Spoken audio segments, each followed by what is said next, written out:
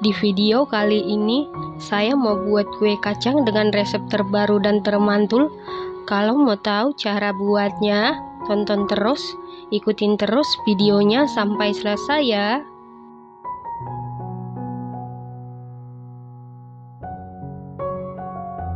Pertama-tama kita sangrai dulu 500 gram kacang tanah tanpa kulit.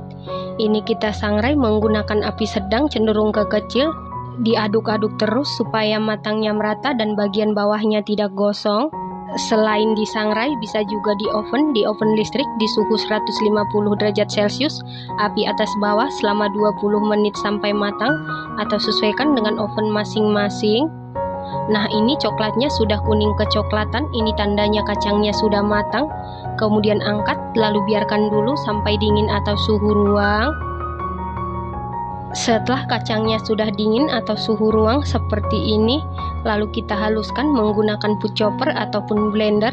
Kita haluskan secara bertahap. Selain dihaluskan menggunakan food chopper ataupun blender, bisa ditumbuk secara manual ya teman-teman. Setelah halus, lalu pindahkan ke dalam wadah. Lakukan hal yang sama sampai seluruh kacang selesai dihaluskan. Setelah seluruh kacang selesai dihaluskan seperti ini, sisihkan sebentar. Selanjutnya siapkan wadah, lalu kita ayak 200 gram gula halus. Gula halus ini wajib diayak karena gula halus sering menggumpal ataupun bergerindil. Setelah itu masukkan 300 ml minyak goreng atau minyak sayur. Gunakan minyak goreng yang berkualitas, jangan menggunakan minyak curah supaya nanti kue kacangnya tidak bau tengik. Lalu masukkan 60 gram butter yang sudah dilelehkan atau dicairkan sebelumnya, 50 gram margarin yang sudah dilelehkan sebelumnya, dan ini keadaannya sudah dingin atau suhu ruang. Untuk margarinnya saya menggunakan Royal Palmia, dan untuk butter saya menggunakan Wisman. Kemudian aduk-aduk sampai tercampur dengan rata. Untuk butter bisa diganti dengan margarin, jadi total margarin yang digunakan sebanyak 110 gram. Selanjutnya tambahkan 2 sendok teh garam supaya rasanya lebih gurih. Lalu aduk-aduk sampai tercampur dengan rata. Setelah tercampur rata, masukkan kacang tanah yang sudah kita haluskan sebelumnya. Lalu aduk-aduk sampai tercampur dengan rata. Setelah tercampur rata, masukkan 40 gram tepung maizena, 40 gram susu bubuk denkau, lalu aduk-aduk sampai tercampur dengan rata. Setelah tercampur rata, masukkan 520 gram tepung terigu protein rendah atau kunci biru, dimasukkan secara bertahap. Di sini saya masukkan sebanyak 2 tahap, lalu aduk-aduk sampai tercampur dengan rata. Untuk tepung terigunya sendiri tidak perlu disangrai karena kita sudah menggunakan tepung terigu protein rendah. Karena tepung terigu protein rendah kadar airnya juga rendah, dan tepung terigu protein rendah ini paling cocok untuk cookies ataupun kue kering ya teman-teman. Setelah seluruh tepung terigu protein rendah masuk, ini saya coba kepal adonannya dan saya patahkan, dan ini hasilnya masih ada lembeknya sedikit. Jadi saya tambahkan lagi tepung terigunya sekitar 10 gram. Lalu aduk-aduk sampai tercampur dengan rata. Setelah tercampur rata, kita coba kepal lagi.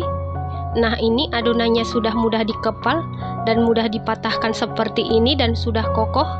Kalau adonannya masih sangat lembek, bisa menambahkan tepung terigu secara bertahap atau sedikit demi sedikit, dan sebaliknya, kalau adonannya masih keras atau masih sangat ambyar, bisa menambahkan minyak goreng sedikit demi sedikit ya teman-teman. Jadi total tepung terigu yang saya gunakan sebanyak 530 gram. Selanjutnya tutup adonan. Setelah itu ambil sedikit adonan, kemudian taruh di atas plastik bersih. Lalu gilas atau pipihkan menggunakan rolling pin. Untuk ketebalannya sesuaikan dengan cetakan yang kita gunakan. Cetakan yang saya gunakan cetakan bulat. Untuk cetakannya sesuaikan dengan selera masing-masing. Selanjutnya cetak adonan. Setelah selesai dicetak, lalu taruh atau tata di atas loyang. Untuk loyangnya diolesi margarin tipis-tipis secara merata. Adonan yang pas itu adalah adonan yang mudah dicetak seperti di video ya teman-teman. Lakukan hal yang sama sampai seluruh adonan selesai dicetak. Setelah seluruh adonan selesai dicetak seperti ini, selanjutnya kita buat bahan olesan. Di dalam wadah siapkan 4 kuning telur, lalu tambahkan 4 sendok makan minyak goreng atau minyak sayur. Supaya warnanya lebih cantik, tambahkan 4 tetes pewarna kuning telur. Kemudian aduk-aduk sampai tercampur dengan rata. Kalau menggunakan kuning telur omega, untuk pewarna kuning telurnya bisa di skip ya teman-teman. Setelah tercampur rata, kemudian saring supaya olesannya ini cantik dan tidak bergerindil. Selanjutnya kita olesi kuning telur di atas permukaan adonan. Saat mengolesi kuning telur seperti ini, pastikan menggunakan kuas yang lembut dan halus supaya hasil olesannya cantik. Setelah olesan pertama selesai, langsung saya olesi lagi, jadi saya olesi sebanyak 2 kali supaya hasilnya cantik dan kinclong. Kalau sudah selesai 1 baris, langsung beri topping. Untuk toppingnya saya menggunakan kacang yang disangrai dan dicacah kasar, dan kacang ini saya beli di toko bahan kue. Tujuan setelah selesai 1 baris diolesi kuning telur langsung diberi topping supaya kuning telurnya ini tidak kering. Karena kalau kuning telurnya ini kering, toppingnya tidak akan menempel dengan baik ya teman-teman. Untuk topping bisa diganti dengan wijen putih ataupun wijen hitam. Setelah seluruh adonan selesai diolesi kuning telur dan diberi topping seperti ini, lalu ini siap kita panggang. Dan ini oven tangkringnya sebelumnya sudah dipanasi sekitar 15 menit menggunakan api sedang cenderung ke kecil. Dan ini ovennya sudah dalam keadaan panas. Lalu masukkan loyang yang berisi adonan ke dalam oven. Di sini sekaligus saya panggang 2 loyang. Saya taruh di rak paling bawah dan di rak paling atas. Panggang menggunakan api sedang cenderung ke kecil sekitar 50 menit.